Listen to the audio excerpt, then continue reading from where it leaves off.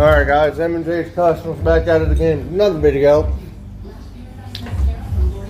Again with the 86 Cutlass Saloon. Cutlass Saloon.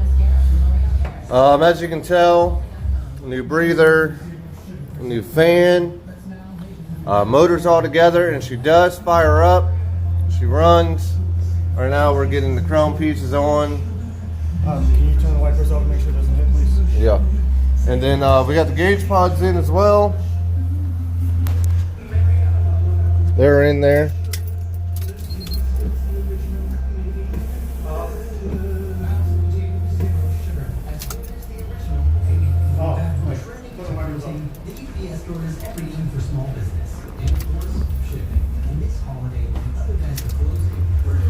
We got the radio going.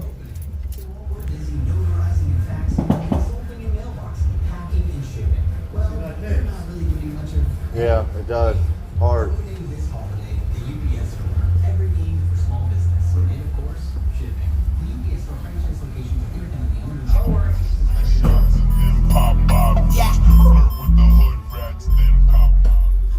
So gauge pods are on, voltmeter, everything. It's got some wiring to run and hide and all that good stuff.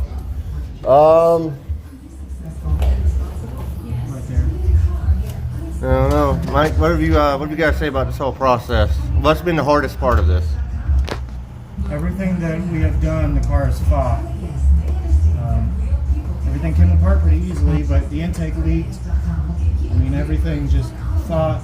We're moving extension cords around the garage, and busted the tire.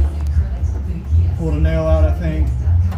So it's just been a project that I wasn't expecting to get into. So if this is something you think you're really wanting to do, make sure you're fully dedicated before you tear into it, because I now see why people leave cars torn apart for multiple years. So just make sure that you're dedicated. Yeah, because getting her apart, as you said, was the easy steps. Putting her together, she was very stubborn. She fought us every step of the way. You know, even with the new distributor and button, you know, that fought us pretty hard. And it's definitely a process, and it's one of them things. It's gonna piss you off. It's gonna get you upset, but dedicate yourself and you'll get her done. Yeah. And we'll definitely go back through once she's fully complete. We'll go back through and kind of walk you around some of the things that we learned, that you know, what's going to be your biggest pain and the best way to do it.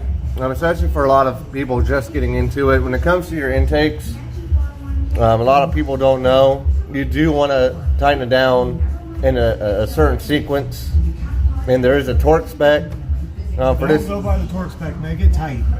I went torque spec and it leaked. And tight. For this one, this particular intake, it was supposed to be, I believe, 35 pounds of torque. And we went 35 pounds of torque. And as you said, it did leak. I guarantee you I got every bit of 150 foot-pounds on that thing.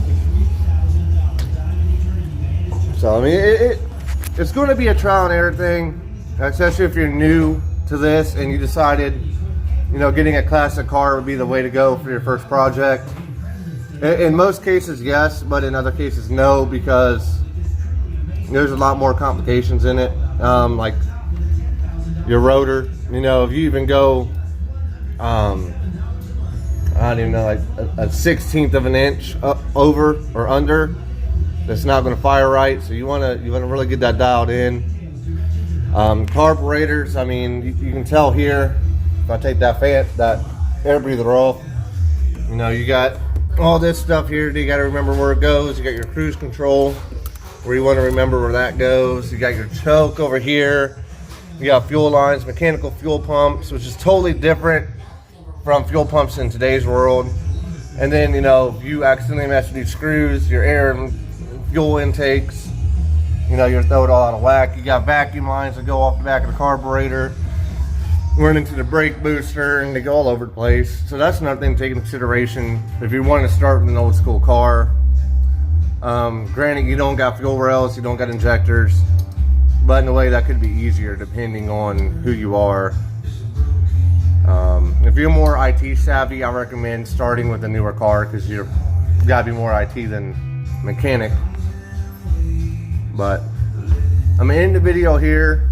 As I said, once we get done, we'll walk you through and tell you some of the hardest parts that we dealt with this car in the process.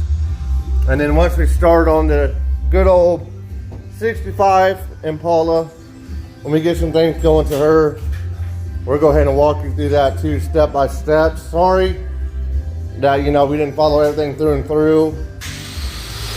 It is what it is. But y'all have a great day. Thank you for tuning in, and we look forward to seeing you on the next one.